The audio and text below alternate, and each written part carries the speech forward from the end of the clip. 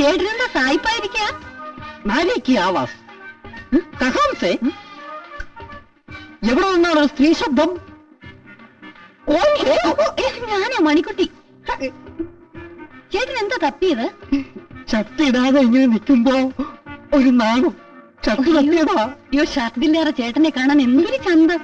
ശുക്രിയ. ആ ബോംബെയിലെ മഞ്ജുള സിംഗ് എന്നോട് പറഞ്ഞിട്ടുണ്ട്, ആ ബഹുത്ത് സുന്ദർ ഹേ. ഞാൻ സുന്ദരനാണെന്ന്. ആരാണ് ഈ മഞ്ജുള സിംഗ്? അറിയില്ല. ബോംബെയിലെ എന്റെ ലവറാ. എന്റെ ഫ്ലാറ്റിന്റെ തൊട്ടടുത്ത ഫ്ലാറ്റിലായിരുന്നു അവര്. ദിവസവും രാവിലെ ഞങ്ങള് ടെറസിന്റെ മുകളിൽ നിന്ന് അങ്ങോട്ടും ഇങ്ങോട്ടും ലൈൻ അടിക്കുമായിരുന്നു. ആദ്യം ഞാൻ അടിച്ചു കഴിഞ്ഞാൽ ഉടനെ മഞ്ജുള സിംഗ് ലൈൻ അടിക്കുമായിരുന്നു. ഈ കണ്ണ് കാണാതെ എങ്ങനെയാ ലൈൻ അടിക്കുന്നത്? പ്രേമത്തിന് എന്തിനാണ് കണ്ണി? അണ്ണ് അണ്ണി കണ്ണ്. വെള്ളം. ഞാൻ വെള്ളം അടിക്കില്ല. അപ്പോ അല്ല, വെള്ളം കൊണ്ടുവരാൻ പറഞ്ഞു. പാനി അതിന് തരുവാ. ആ, നിനക്കൊരു തമാശ കേൾക്കണോ? നമ്മുടെ മണിക്കുട്ടി ചേച്ചി ഇപ്പൊ എന്നോട് സംസാരിക്കുന്ന പോലെ ഹിന്ദിയിലാ. ബോംബെ രമേശ് അല്ലേ കൂട്ട്. അയാളുടെ ഹിന്ദി കേൾക്കുമ്പോ എനിക്ക് ഹിന്ദിയെ അറിയണ്ടായിരുന്നു തോന്നുക. അത്രയ്ക്ക് വിചിത്ര അയാളുടെ ഹിന്ദി. എത്രയും പെട്ടെന്ന് കണ്ണോപ്പറേഷൻ കഴിഞ്ഞ് കക്ഷി ബോംബെക്ക് പാക്ക് ചെയ്താൽ മതിയായിരുന്നു. ആ പാവം തനിക്ക് എന്ത് ഉപദ്രവം ചെയ്തത്? ഉപദ്രവമല്ല, ഒരു പ്രൈവസിയും കിട്ടുന്നില്ല. മുറി മുഴുവൻ തപ്പി തപ്പിയുള്ള നടത്തവും നിർത്താത്ത സംസാരവും. അയാൾ ആളൊരു ബോറനാ. കൊച്ചച്ഛന്റെ കാര്യോ കഷ്ടം. കൊച്ചച്ഛനെന്ത് പറ്റി?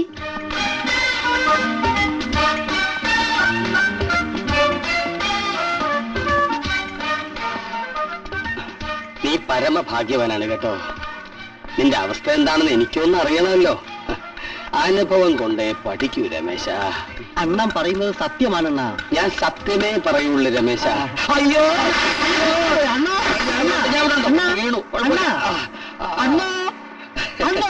ഒരന്ധന്റെ ജീവിതം ഭയങ്കര ദുരന്തമാണെന്ന് എനിക്ക് മനസ്സിലായി. എനിക്ക് നിന്നോട് സഹതാപം തോന്നുന്നു. തീർച്ചയായും നിനക്കൊരാളെന്റെ സഹായം അത്യാവശ്യമാണ്. വടി പിടി. എത്രയും പെട്ടെന്ന് നിന്റെ കാഴ്ച തിരിച്ചു കിട്ടണേ എന്നാണ് എന്റെ പ്രാർത്ഥന. എല്ലാം വിധിയാണെന്നാ.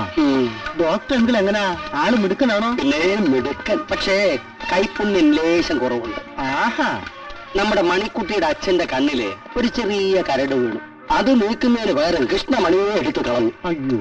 പിന്നെ ഇതുപോലൊരു കണ്ണാടിയും വടിയുമായിട്ട് തപ്പിത്തടഞ്ഞ് നടന്ന് എവിടെയോ വീണ് ചത്തു പാവം. അതിനുശേഷം മണിക്കുട്ടി വീട്ടില്ല. പക്ഷെ അവൾക്ക് കണ്ണ് കാണാം. അയ്യോ, അപ്പൊ എന്റെ കാര്യം? അയ്യോ, ആ സംഭവത്തിന് ശേഷം മൂപ്പർക്ക് വളരെ ശ്രദ്ധയാ. നീ പേടിക്കണ്ട. You see, you will see. അണ്ണ എന്താ ബ്രേക്ക് ഇട്ടത്? അണ്ണാ. ഓ, നിന്റെ കാര്യം ഞാൻ മറന്നുപോയി. രമേശൻ ബോംബെന്നല്ലേ വന്നത്? സ്മോളൊക്കെ അടിക്കുമല്ലോ. അയ്യോ, അങ്ങനെയൊന്നും ഇല്ലെന്നാ. പാർട്ടിക്കും ബർത്ത്ഡേക്കൊക്കെ ശകലം കഴിക്കും. ബോംബെയിലെ ലൈഫല്ലേ എന്നാ. കാര്യങ്ങളൊക്കെ ഫാസ്റ്റ് അല്ലേ? നമുക്ക് ഇന്നൊന്ന് ഫാസ്റ്റ് ആകാം. ഓക്കെ. ഇന്നെന്റെ ബർത്ത്ഡേ ആണ്.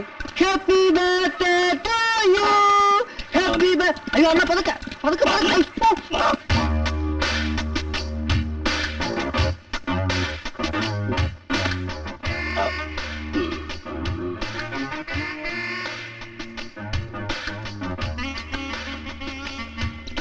അയ്യോ അണ്ണാ, ഇനി ഒഴിച്ചാ ഞാൻ വീരായി പോവുണ്ടോ?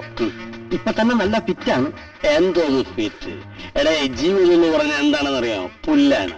പ്രശസ്ത ചിന്തകനായ വാരാനപ്പള്ളി വാസ്തവ പറഞ്ഞിട്ടുണ്ട്, അതം ഗുദാമി അതം ഹിതാമി എന്ന് വെച്ചാൽ എന്താണെന്ന് അറിയാമോ? ഈ അവസ്ഥയിൽ വലിയ വലിയ ചോദ്യങ്ങളൊന്നും ചോദിക്കണ്ടേ അണ്ണ. ഉത്തരം പറയാനുള്ള ശേഷി ഈ ശരീരത്തിനില്ല. ശരി, ബുദ്ധിമുട്ടിക്കുന്ന ചോദ്യങ്ങൾ ചോദിക്കുന്നില്ല. വളരെ ലൈറ്റ് ആയിട്ടുള്ള ചോദ്യങ്ങൾ ചോദിക്കാം. പ്രചര സ്വാഹ ദേഹി. ഇതിന്റെ അർത്ഥം എന്താണെന്ന് അറിയാമോ? സാമിനി വാലി കിടക്കുക താന്തുകുമാല തുടിക്കുക എന്നാണ് കബീർദാസ് പറഞ്ഞിരിക്കുന്നത്. അതിന്റെ അർത്ഥം എന്താണെന്ന് അറിയോ? മതി പോവാം. അപ്പൊ അർത്ഥം പുറത്തിറങ്ങിയിട്ട് പറയാം. ആ, പുറത്ത് ചെല്ലുമ്പോ മനസ്സിലാവും. റെസ്റ്റോറന്റ് നീ വന്നേ.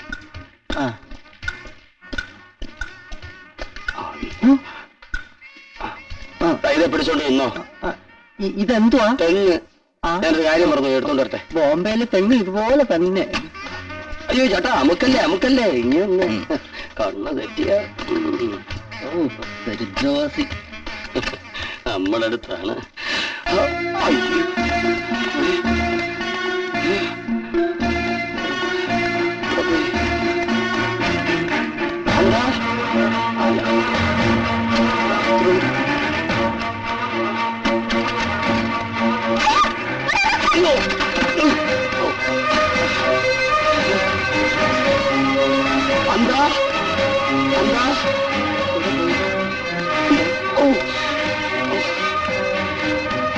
അത് ഒരു അഞ്ചിന് കൂടി പോകുന്നുണ്ടോ? ഇല്ലല്ലോ. അയ്യോ ഇല്ലേ.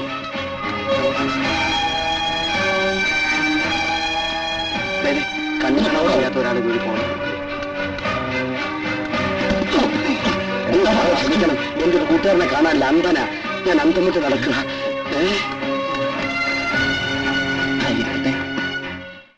നല്ല പാർട്ടിയാ രമേശിന്റെ കൂടെ പോയിരിക്കുന്നത്.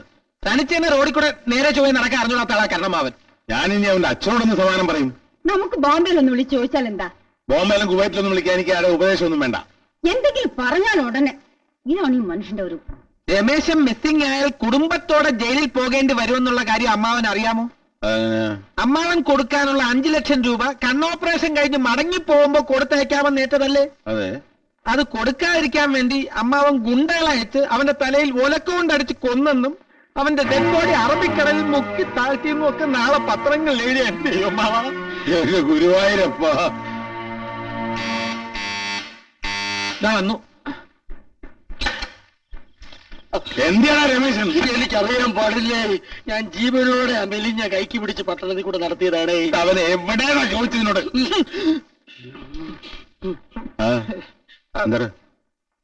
എന്താ ബാറ്ററി ഇട്ട് മാറ്റിയ പട്ടടിച്ചോണ്ട് വന്നിരിക്കുക. അത് നിനക്ക് എങ്ങനെ അറിയാം?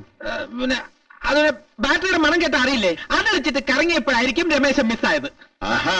അതെ, ആണുങ്ങളായ ഇത്തിരി മദ്യപിച്ചെന്നൊക്കെ ഇരിക്കും. അതിന് ഹരി ഇത്ര ചൂടാവാനൊന്നും അല്ല, ഇവനെ കെട്ടാൻ വേണ്ടിട്ടേ നീ വക്കാലത്ത് നടക്കണ്ട. അല്ല. ഈ ഉണ്ണിത്താൻ വിചാരിച്ച നിന്റെ കല്യാണമല്ല, ഇവന്റെ കല്യാണമല്ല, മോളിലെന്റെ മോളെടുത്തിരിപ്പില്ലേ, അവിടെ കല്യാണം മുടക്കും. അതാ ഉണ്ണിത്താൻ. നാളെ ഞാൻ രമേശന്റെ ഡെഡ് ബോഡിക്ക് ഉത്തരവാദിത്തം പറയണം. ആരോട്? നിന്നോടേടാ, കോടതിയോട്. കൊലപാതക കുറ്റം IPC 302 അല്ലേ? 302. അതെ, പോലീസും വന്നു.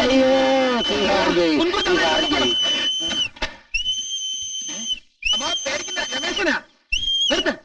എന്താ ഈ വിസിലൊക്കെ? കോളിംഗ് ബെല്ല് എവിടെ ഇരിക്കുന്ന അറിയാൻ വയ്യ, അതുകൊണ്ടാ ബസ്സിലടിച്ച്. നമ്മുടെ കരുണ എന്ന് വന്നോ? ഇല്ല, ഒരു 5 മിനിറ്റ് മുമ്പ് അങ്ങനെ ചത്തുപോയെന്ന് ഇവിടെ ഇൻഫർമേഷൻ കിട്ടി. അയ്യോ, അത് വേണം. എന്നെ ഒരു ട്രാഫിക് ജംഗ്ഷനെ കൊണ്ട് നിർത്തിയിട്ട് അയാൾ മുങ്ങി. ഭാഗ്യത്തിനുള്ള വേറൊരാളെ ഇവിടെ കൊണ്ടുവന്ന് ആക്കിയത്. മുങ്ങിയ തന്നെ പൊങ്ങി ഇവിടെ വരാനുള്ള ഉത്തരവാദിത്തം ഈ അന്തനില്ലേ? എന്താ ഇത്? എന്താ അണ്ണാ ഒരു ശബ്ദം? ഒന്നുമില്ല, അമ്മാവന്റെ കയ്യിലിരുന്ന ഒരു ബെൽറ്റ് ബോംബ് പൊട്ടിയതാ. അത്രേ ഉള്ളൂ. ഭാഗ്യം. ഞാൻ വിചാരിച്ച അമ്മാവന്റെ കണ്ണട താഴെ വീണെന്ന.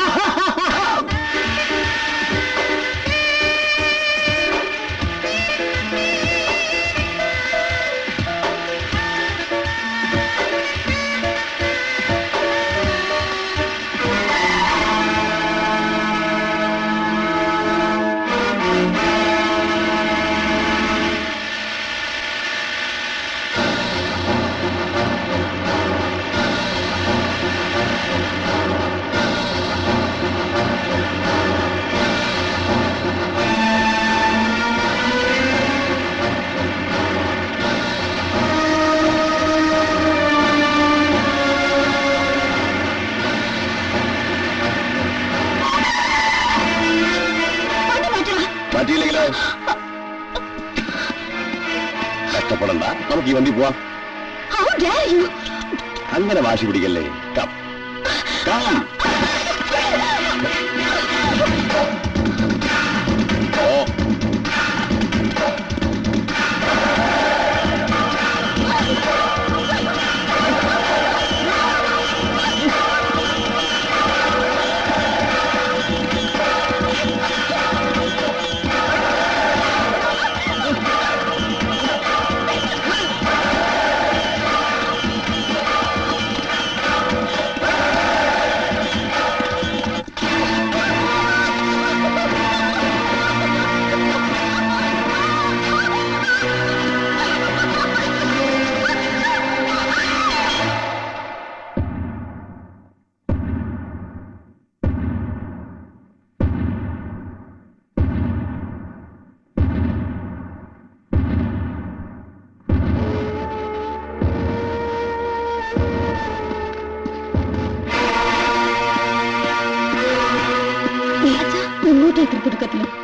രണ്ടിലൊന്നും എനിക്കറിയണം.